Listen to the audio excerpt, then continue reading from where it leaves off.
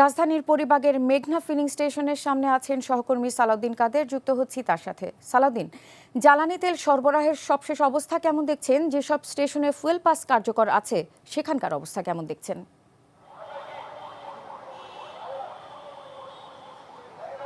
Lima, সকাল থেকে আমরা বেশ কয়েকটি ফিলিং স্টেশন ঘুরে দেখেছি এবং প্রত্যেকটি ফিলিং স্টেশনের অবস্থা কয়েক কিলোমিটার পর্যন্ত আমরা যানবাহনের দীর্ঘ লাইন দেখতে পেয়েছি। সকালে যেমনটি বলছিলাম যে আপনার ট্রাস্ট ফিলিং স্টেশন সেটির লাইনটি এত দূর পর্যন্ত গিয়েছে যে মহাখালী হয়ে টাঙ্গাইল বাস স্ট্যান্ড পর্যন্ত প্রায় 3 থেকে 3.5 কিলোমিটার পর্যন্ত দীর্ঘ লাইন গিয়েছে। এবং আমরা এখন বর্তমানে মেঘনা ফিলিং স্টেশনে দাঁড়িয়ে আছি।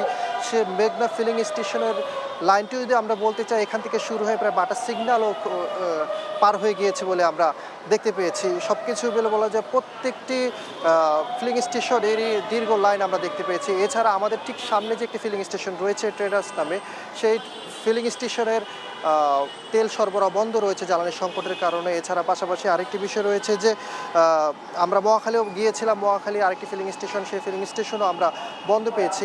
এবং আমরা আরেকটি বিষয় যে ফুয়েল কার্ডের বিষয়ে একটি অভিযোগ পেয়েছিলাম চালকদের, যে ফুয়েল কার্ড পাস অনুযায়ী তাদেরকে জ্বালানি সরবরাহ করা হচ্ছে না। সেই হিসাবে আমরা এক কর্মকর্তার সাথে কথা বলবো যে ফুয়েল পাস হিসেবে আপনারা জ্বালানি দিচ্ছেন না, অনেকের অভিযোগ। বিষয়টি গত পরশুদিন থেকে আমাদের এই পাম্পে ফুয়েল কার্ড ইমপ্লিমেন্ট করা হয়েছে।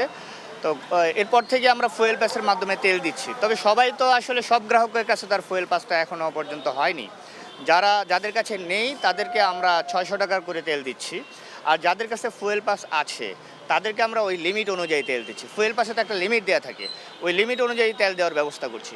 এখন আগের দিন যদি তার লিমিট শেষ করে সে পরের দিন আবার ফুয়েল কার্ড দিয়ে তেল নিতে আসে, তাহলে তো তার লিমিট থাকবে না, আমরা কীভাবে তেল দিব? এখন যদি ওই গ্রাহক আমাদের কাছে অভিযোগ করে যে আমরা তেল দিচ্ছি না, এটা তো আসলে ভুল কথা।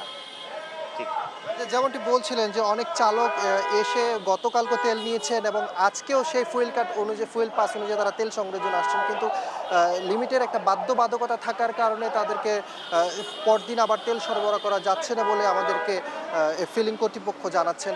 সব মিলিয়ে বলা চলে যে পাম্প কর্তৃপক্ষরা চেষ্টা চালিয়ে যাচ্ছেন যে তারা পর্যাপ্ত তেল সরবরাহের জন্য, এবং যাদেরকে পাস নেই তাদেরকেও কাউকে 500 টাকা, কাউকে 600 টাকা করে তেল দেওয়া হচ্ছে।